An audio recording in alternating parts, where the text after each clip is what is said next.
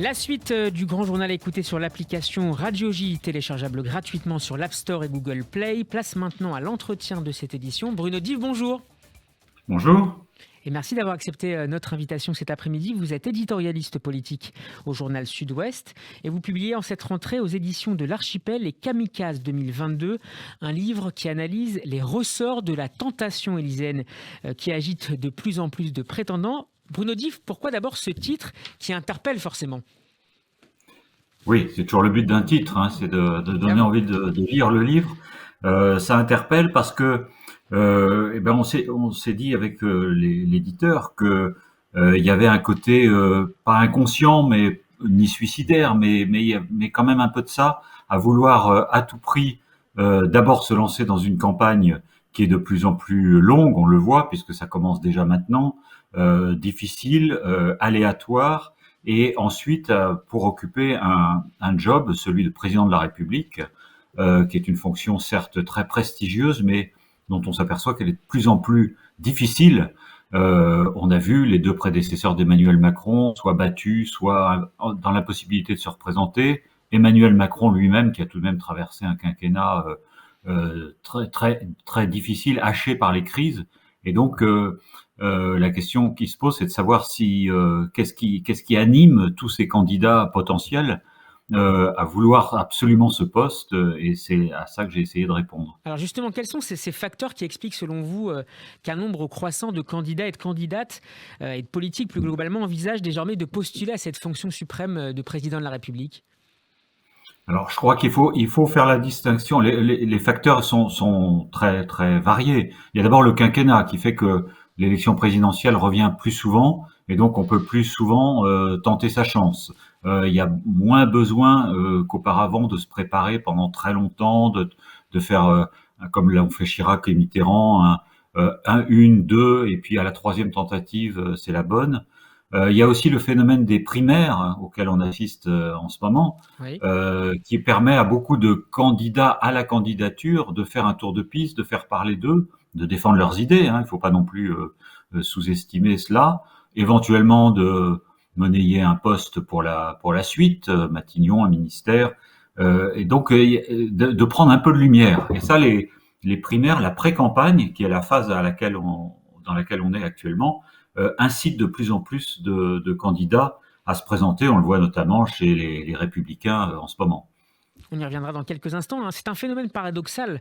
Pourtant, insistez-vous, Bruno Dive, dans votre livre, au regard des attributions et des capacités d'action de plus en plus réduites des chefs de l'État, qu'est-ce qui a concouru finalement à cette perte de prérogatives présidentielles ? Oui, alors j'avais été frappé, je le cite dans ma préface, par cette interview de Guy Carcassonne, qui est malheureusement décédé depuis, qui est dans un documentaire télévisé il y a quelques années, peu de temps avant sa mort d'ailleurs, où il faisait le parallèle des pouvoirs de Georges Pompidou et à l'époque c'était Nicolas Sarkozy ou début de François Hollande. Et on voyait que entre Georges Pompidou et les années 70 et les années 2010, le président avait perdu beaucoup de prérogatives. D'une part, du fait de l'Europe, d'autre part, du fait de la décentralisation, mais aussi, ce qu'on oublie de plus souvent, c'est la multiplication des autorités indépendantes, des commissions qui sont souvent faites pour déminer les problèmes ou voire les enterrer. Et également, le fait que le pouvoir ne contrôle plus tellement l'audiovisuel public, et ça, à l'époque, c'était quand même une source de puissance pour les premiers présidents de la Ve République, et la multiplication des médias, de l'information continue, des réseaux sociaux, qui font que la communication est de plus en plus difficile à contrôler, l'action gouvernementale et présidentielle de plus en plus difficile à vendre, entre guillemets, et donc il y a une perte à la fois de pouvoir et de prestige. Bruno Di, vous dressez dans les Kamikazes 2022 un tableau presque exhaustif de ceux et celles qui pourraient jouer d'une manière ou d'une autre un rôle dans la campagne présidentielle. J'espère. Emmanuel Macron, bien sûr, Anne Hidalgo, Marine Le Pen, Jean-Luc Mélenchon, Éric Piolle, mais aussi Michel Barnier, candidat à la désignation chez les Républicains, Édouard Philippe ou encore évidemment Éric Zemmour. Diriez-vous que certains sont trop présomptueux et qu'ils ne mesurent pas l'ampleur herculéenne de la tâche qui pourrait les attendre et que le costume finalement est trop grand pour eux et elles? Alors vous venez d'en citer deux qui sont à l'opposé. Édouard Philippe, lui, il a bien vu. Je pense qu'il a le costume et qu'il est apte à être président et il le pense, mais il n'a pas l'espace politique aujourd'hui pour pouvoir être candidat si Emmanuel Macron l'est. Donc c'est plutôt, je l'ai mis parce que on ne sait jamais si Emmanuel Macron se présente pas. Édouard Philippe est là en recours, mais c'est plutôt pour 2027. Et puis je raconte un certain nombre, pas mal de choses sur les relations entre Édouard Philippe et Emmanuel Macron qui sont plus complexes qu'on veut bien le croire. Et puis l'autre exemple à l'extrême, c'est Éric Zemmour. Éric Zemmour, c'est le prototype du kamikaze pour moi, s'il se lance. C'est-à-dire qu'il a tout à perdre.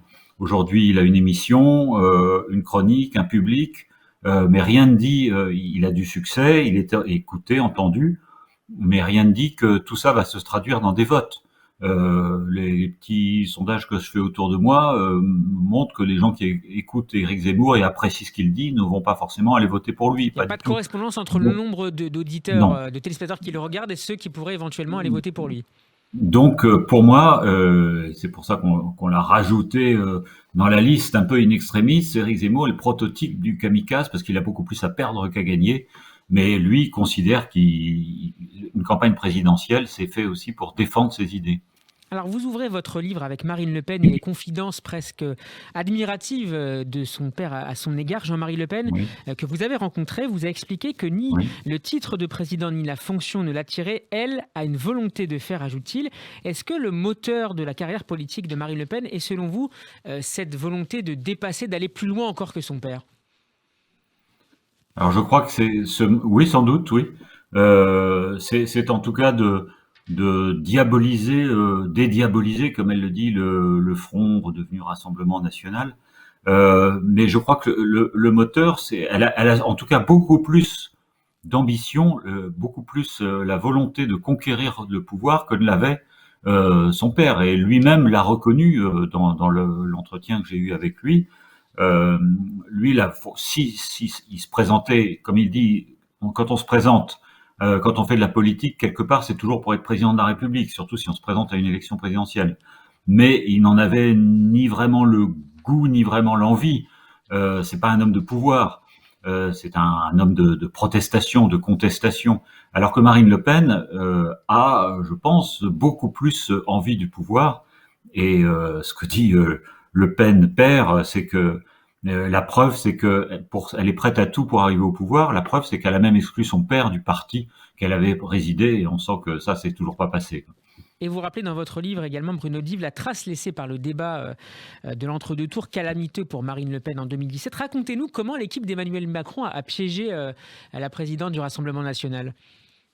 Alors c'est même Emmanuel Macron lui-même qui a, je sais pas s'il l'a fait exprès, mais je pense quand même que oui, qui laisse entendre un ou deux jours avant, notamment sur une chaîne d'information continue dont il était l'invité, que si Marine Le Pen en faisait trop, était trop, comment dirais-je,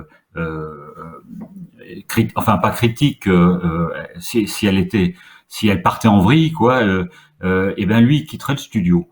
Et elle, finalement, c'est sa politique, et on le voit bien avec le recul, sa tactique dans ce débat, c'était d'en faire beaucoup, de provoquer Emmanuel Macron, dans l'espoir qu'il quitte le studio. Et évidemment, il n'a jamais eu cette intention-là, ça aurait été catastrophique pour lui.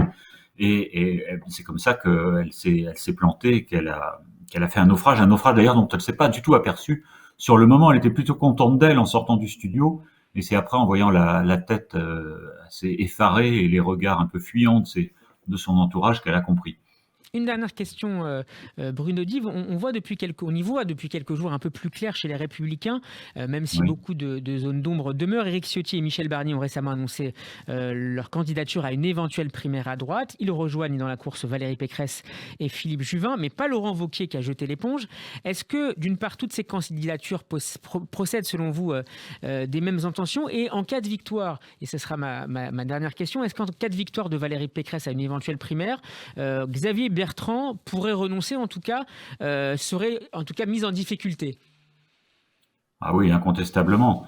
Il y aura une grosse pression sur lui, mais quel que soit, si la primaire se fait, quel que soit le vainqueur, mais il est probable en effet que pour l'instant que ça serait Valérie Pécresse, mais on peut pas exclure une surprise. Vous savez, chez les Républicains, vous parliez d'Éric Ciotti.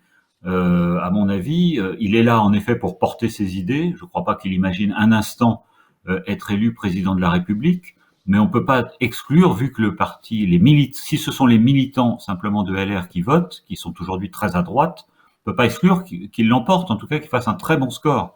Et là, ça va beaucoup compliquer les choses. Alors là, Xavier Bertrand ne voudra pas se retirer. Si c'est Valérie Pécresse, ça va être beaucoup plus, ou Michel Barnier, ce qui est moins probable, mais ça va être beaucoup plus compliqué pour lui. Je vois qu'on dit que le vainqueur de la primaire pourrait se retirer en faveur de Xavier Bertrand si jamais il était toujours plus haut dans les sondages, mais ça aussi, quand on est adoubé par une primaire, on ne se retire pas de l'élection. On l'a bien vu d'ailleurs il y a 5 ans avec François Fillon. Merci beaucoup Bruno Dive d'avoir été mon invité. Je rappelle le titre de votre nouveau livre, Les Kamikazes 2022. C'est paru aux éditions de l'Archipel. On peut retrouver votre interview sur notre site, mais aussi sur la page YouTube de Radio J. Bon après-midi à vous et à très bientôt. Merci.